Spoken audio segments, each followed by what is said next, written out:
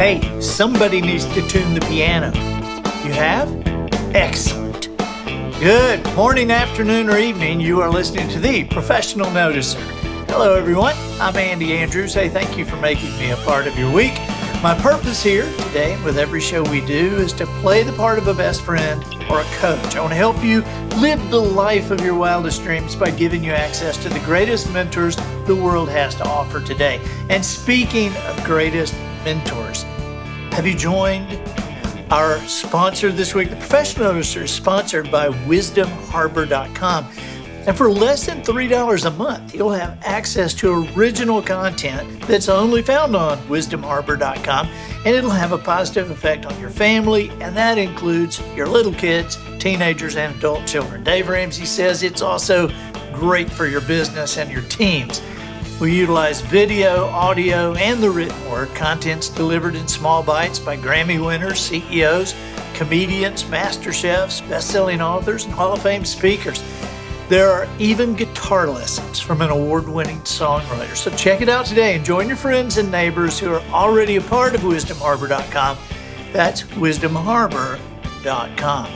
Okay, observations and answers is what we do here on the Professional Noticer, and we love it when somebody comes to the table with both. I have an old friend that I have wanted on this podcast for a long time as our guest today. I have known him since God was a boy, I think. Yeah.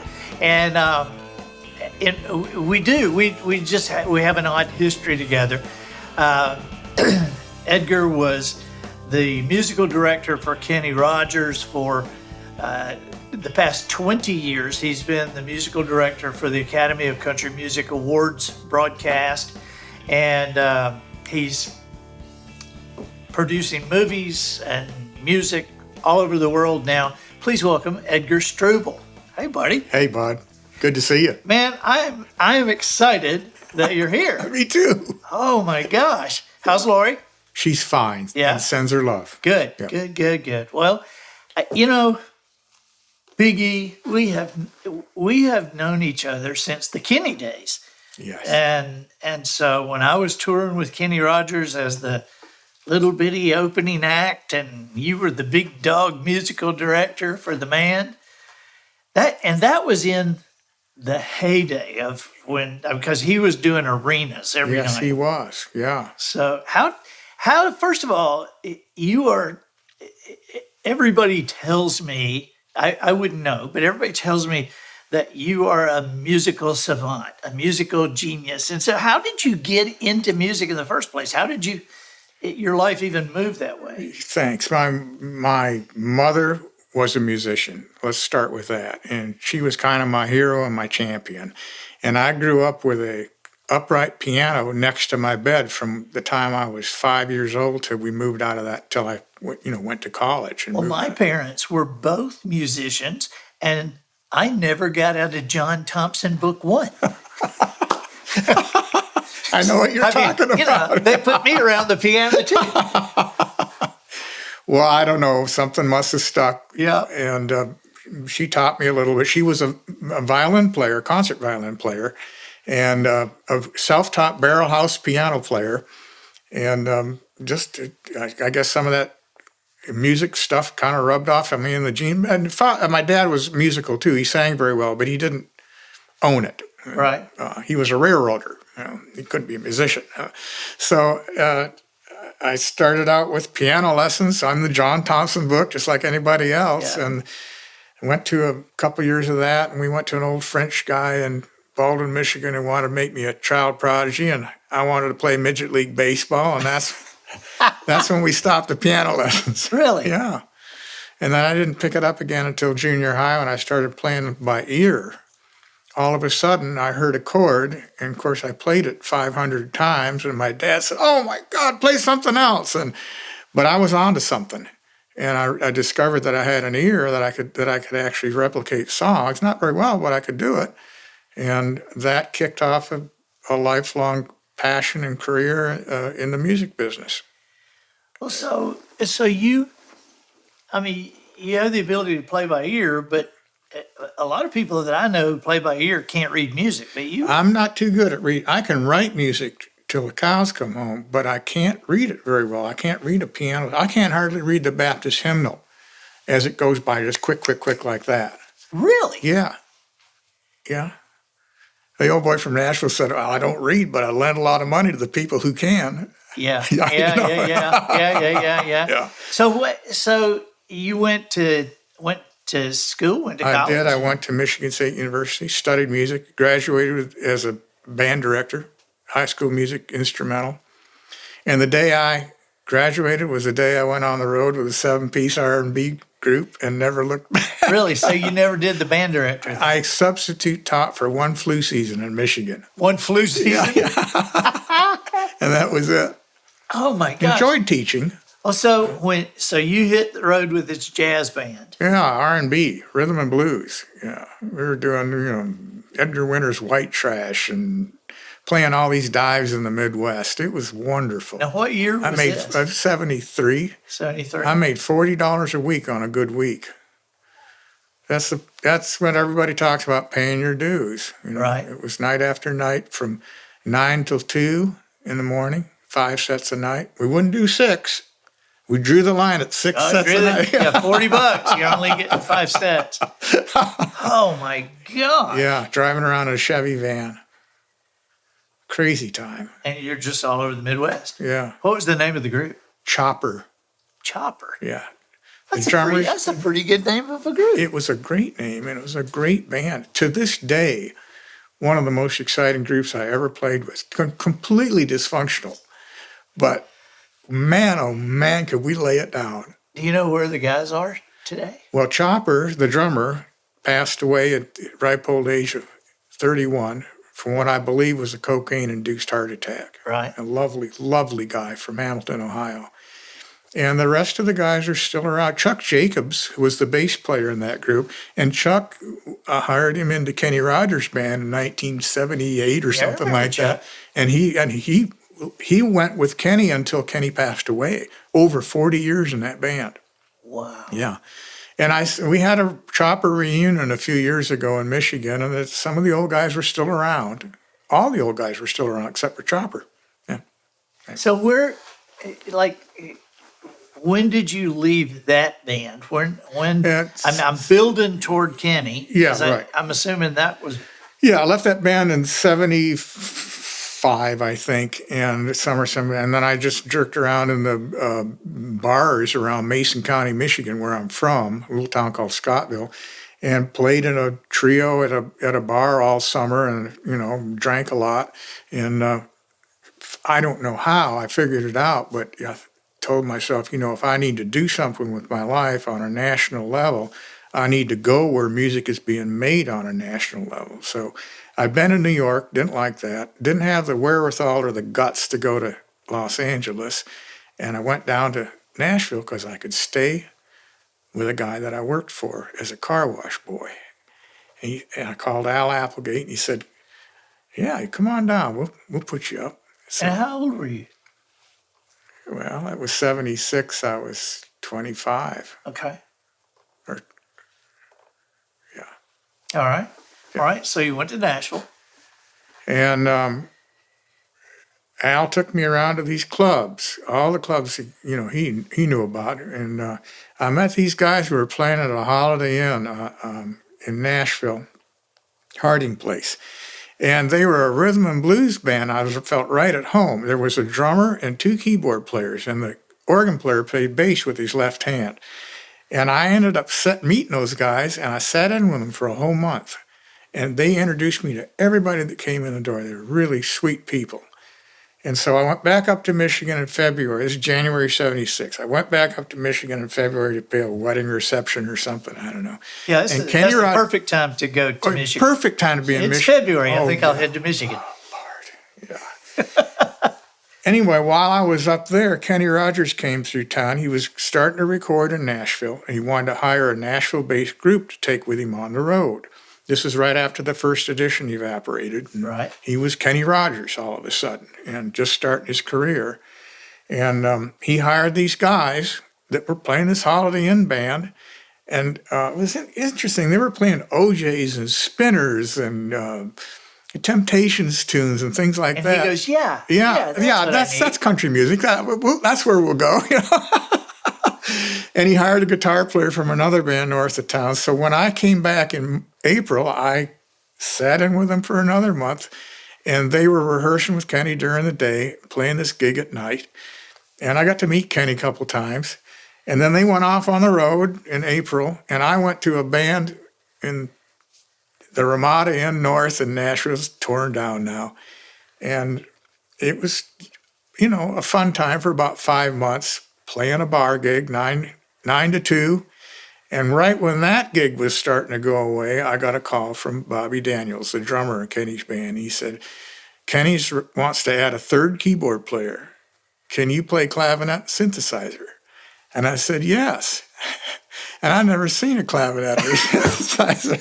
But I figured, hey, they got keys, right? Yeah. So I met Kenny when he came to Nashville. And it was more of a verbal audition than how good can you play. He just took their word for it that I could play. And he liked that I could play a little strum guitar, too. Right. And I am a guitar owner. Yeah, I am too. Yeah. I always been, Yeah. And that worked out pretty well. So I was hired in September 76. And back then, we'd fly to a gig. He never liked the bus. So we'd fly to the gig. I know. That's why I got his bus when I was drumming. Right. Because he had the bus, Yeah. but he would never use it. A big, beautiful white bus. Yeah. There was nobody but CK and me on that bus. Yeah.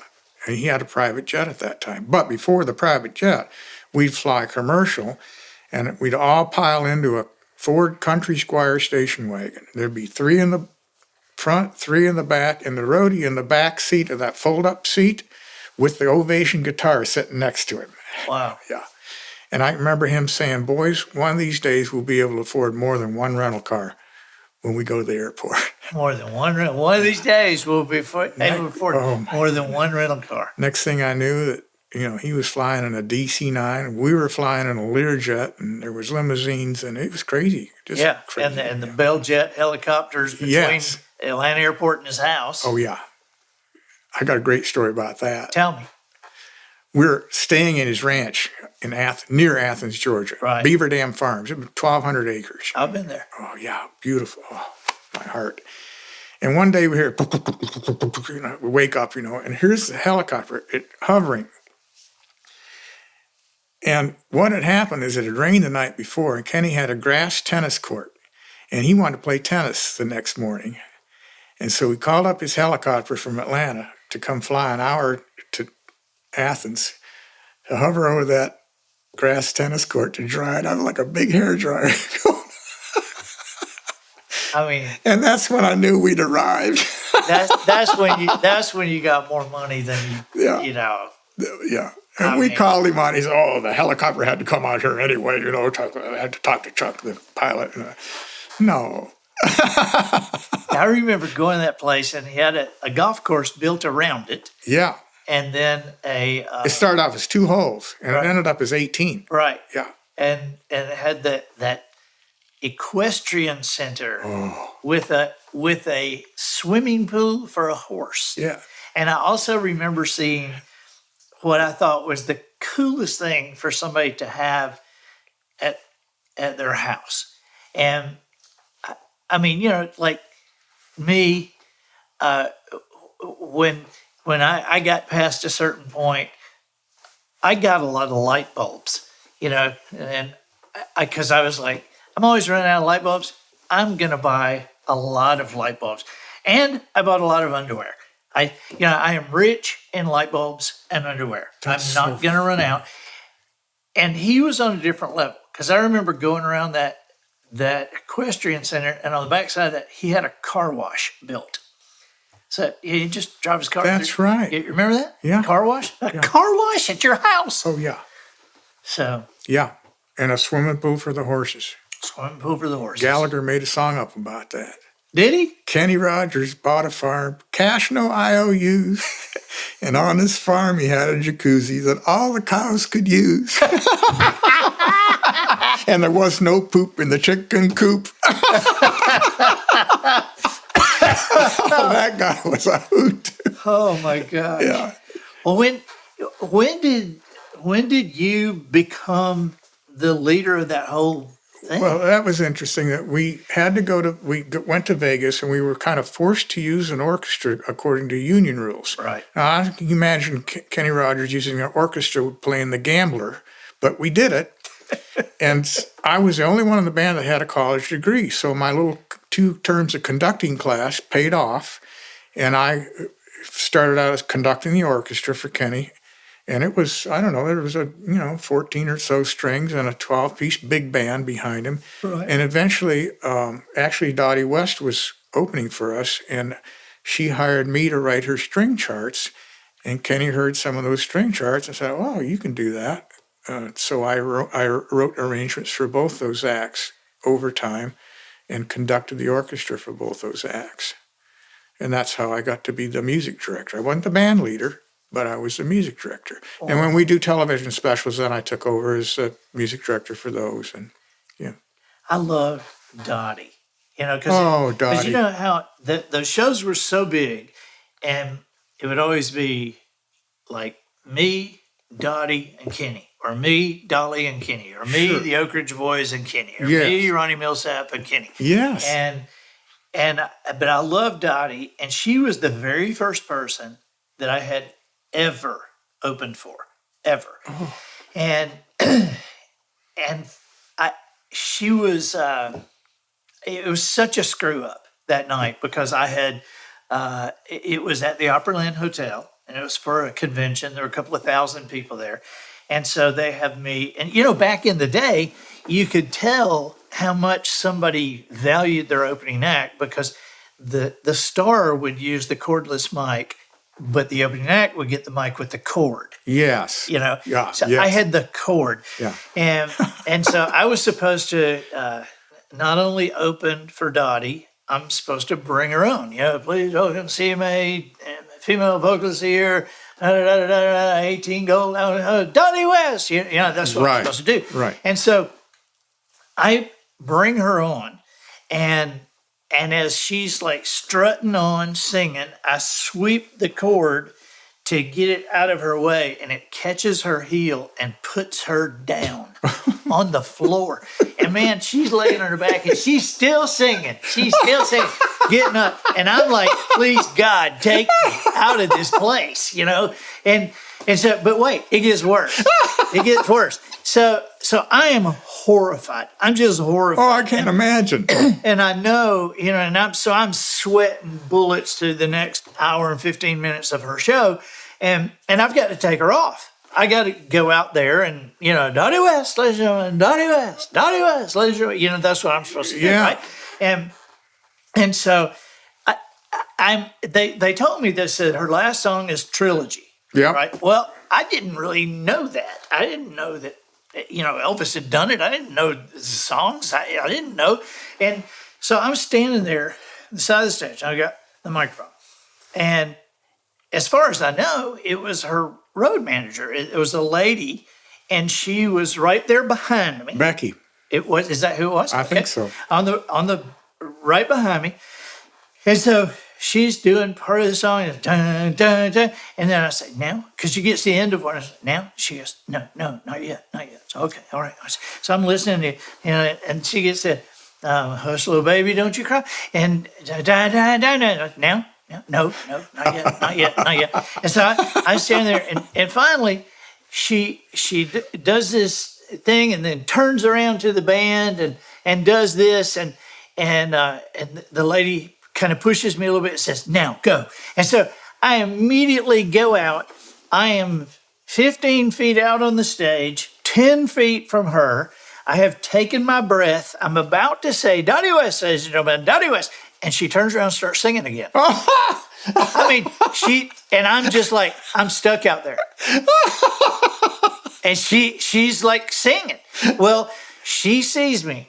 And I've thought about this a lot through the years because I've thought, this is a classy lady, because she had two choices. And the choice that most people would have made is she sees me, she knows what's going on, and to move away from me. Yes. You know, that's the choice most people would make. Yes, to right. get the audience's vision away from this person.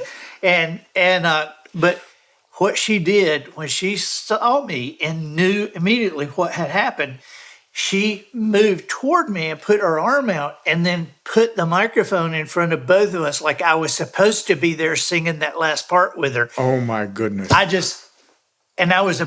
was about to die. I bet. I mean, and then of all things, at the end, you know, I'm going up there and I'm going to say, please, I'm so sorry. And before I can even say anything, she says, you have a good voice. I'm like, you're way too nice. I just. That sounds like her. Yeah. I adored that woman. Yeah. She was just great. Yeah. Sheesh. But that just. So what tell me, what is something that you remember? See, I was through the golf phase and the tennis phase with Kenny. Yeah. You know? Tennis came first. Yeah. Well, those guys are out playing tennis every day. I was out at the antique stores looking for bargains. Really? I had an antique mall in Michigan. Well, But what was the question? I'm sorry. What is it that when you think about those days and you think about Kenny, what is it that first comes to mind? How much I learned around that campfire. How grateful I am for the time that I spent with Kenny. I learned the television business. I learned the music business. I learned the recording business from his producer, Larry Butler. We were all there and in the studio, on the road, doing television specials. And the body of wisdom and knowledge that I acquired during that time was just irreplaceable, immeasurable. That's what I'm grateful for. That's what I remember the most. I mean, there's anecdotal things that are funny. Sure. You know, I remember Dottie West dipping her hand in some honey and putting it to her lips, but it was actually crazy glue for her fake nails. Oh, no.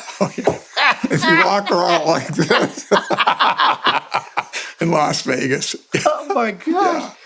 Yeah. Well, you had, I mean, what a faculty there. You had the #1 star in the world. We were breaking Elvis's attendance records and box offices at that. He was the Justin Bieber of the 80s, except he didn't need any digital help to sing. Yeah. Yeah. And then you had the #1 producer, Larry Butler. Yeah. And #1 manager, Ken Craig. Oh, my goodness. And that guy was a... #1 promoter in C.K. Spurlock. Yeah. And so what a faculty you got to study under. How fortuitous. Yeah. I didn't appreciate it at the time. Not all the time, you know. Sure. But now as I look back, it was... You know, I tell people sometimes I am the answer to a great trivia question in Las Vegas because of Kenny.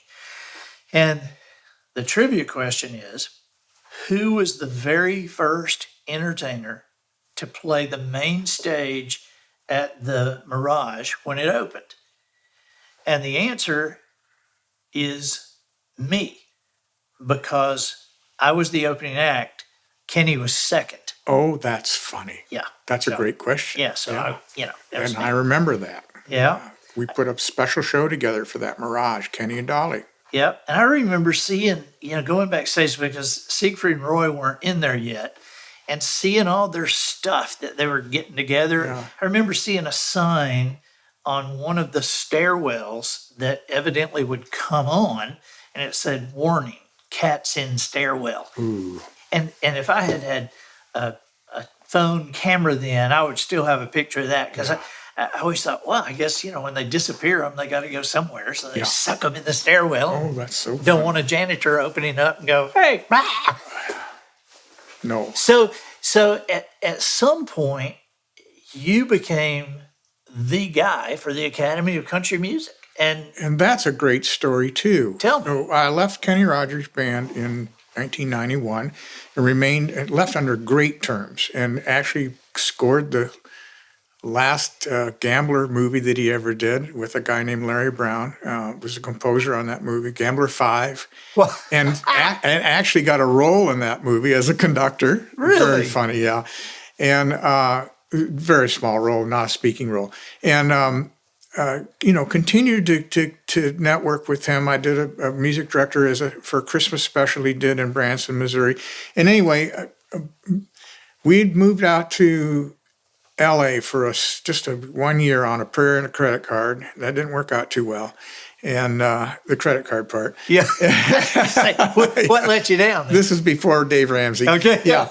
And but I got a call that they were putting together a show called Primetime Country to replace the Ralph Emery show, the Nashville Now show. Right. They'd gone from Nashville Now to Music City Tonight, and they wanted to go with a different production company. Dick Clark was going to take that show over and call it Primetime Country.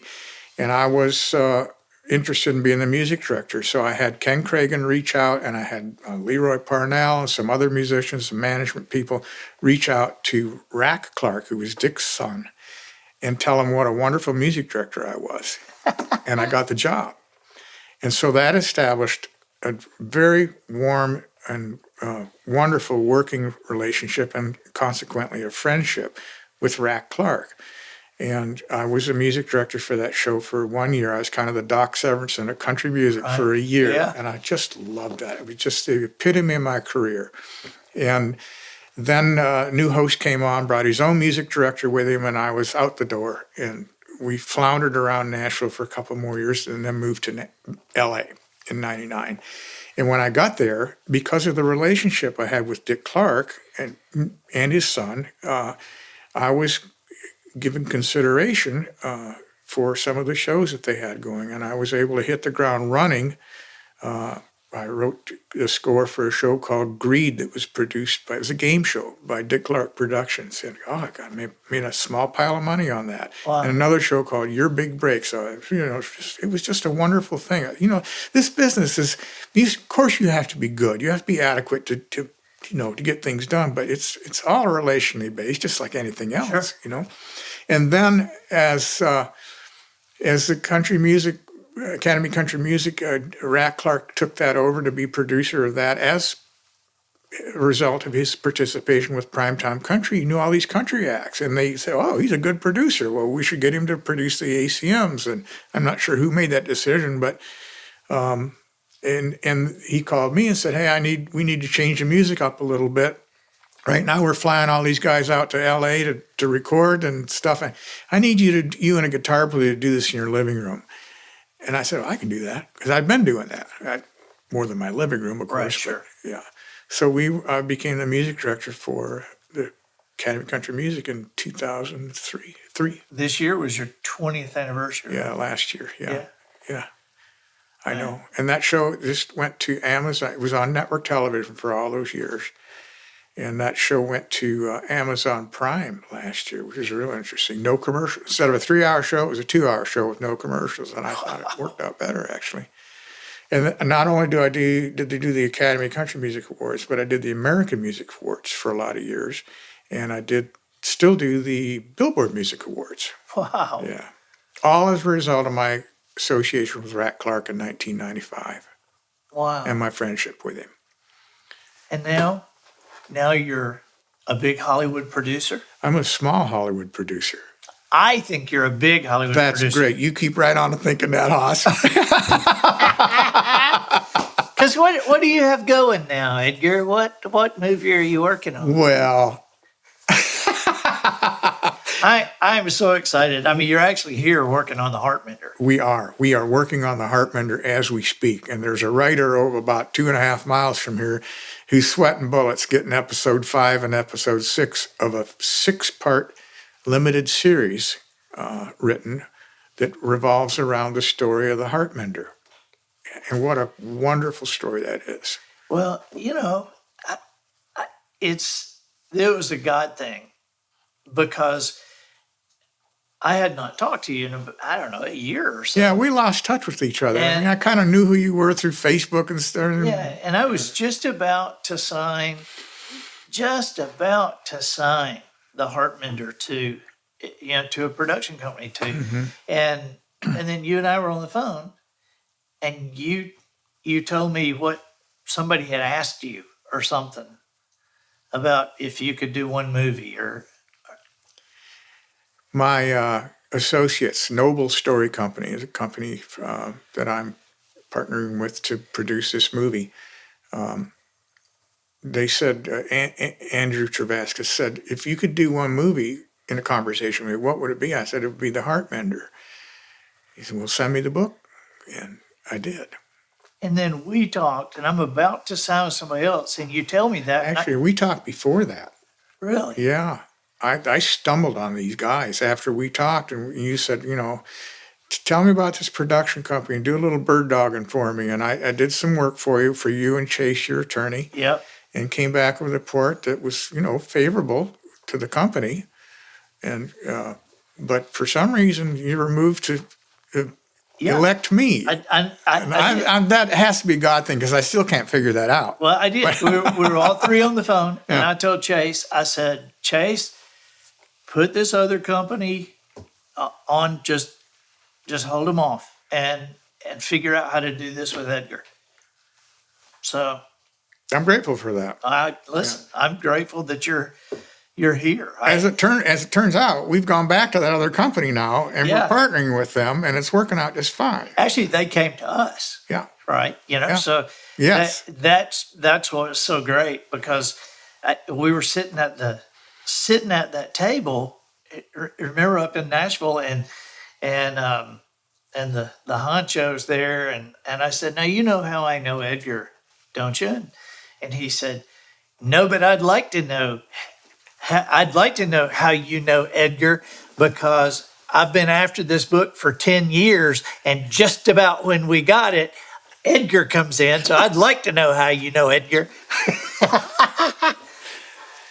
I hope nobody thinks that I snaked anybody. Because I sure didn't. But again, just like Rat Clark, that's a relationship thing. Yeah. I know them now, but I didn't know them.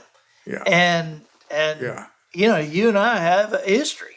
Yeah. So anyway, buddy, I am so grateful for you for doing this, for just coming on and being with us today. I'm grateful for the time to spend with you. So it's always a joy. And we'll put on the show notes how people can follow you and watch the stuff. You guys went and I just saw today. We toured the sub. Yeah, he went and toured the submarine that you're going to use in the movie for the interiors. Yeah. And so at the Museum of Science and Industry in Chicago. Yeah, we can link them to Noble Story Company's Instagram page. And I'm not exactly a social media guru, but they are. Well, but they're about 13 years old, That's true. That's true. They are. They are, aren't they? Oh my gosh. Well, thank you, buddy. Thank you. Appreciate it so much. I'm Andy Andrews, the professional noticer, harnessing common sense and wisdom to plow through challenges all the way to an answer for you. And I think that'll do it for this week. Get us out of here, Matthew. So, ladies and gentlemen, and to the boys and girls who aspire to become ladies and gentlemen, we have reached the end of another episode of The Professional Noticer. In a world where common sense has become a superpower, I'm harnessing that tiny bit of mental energy I have for you, seeking wisdom, making observations, and endeavoring to answer tough questions in a way that will empower your family and your business.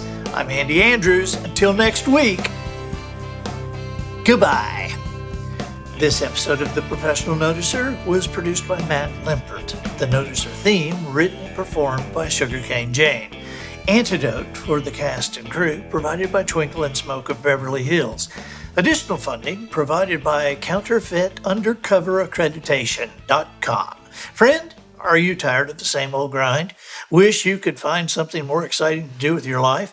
Let CounterfeitUndercoverAccreditation.com send your career in a whole new direction. Counterfeiting is a multi-billion-dollar enterprise now, and every year it gets bigger. It's not just money and CDs anymore, it's everything, and someone has got to stop it. why not you? CounterfeitUndercoverAccreditation.com is an online school that will prepare you for the rough and tumble world of policing international counterfeiting rings. You'll be in major department stores in no time, holding a taser on a shop girl while you arrest her Lithuanian boyfriend for selling fake Gucci loafers. You'll learn to speak Russian in order to bust the Louis Vuitton counterfeiter who has his purses spread out for sale on the sidewalk. Sign up for your course now. Walk the walk and talk the talk. CounterfeitUndercoverAccreditation.com. You'll be saying you're under arrest in 43 languages in no time at all.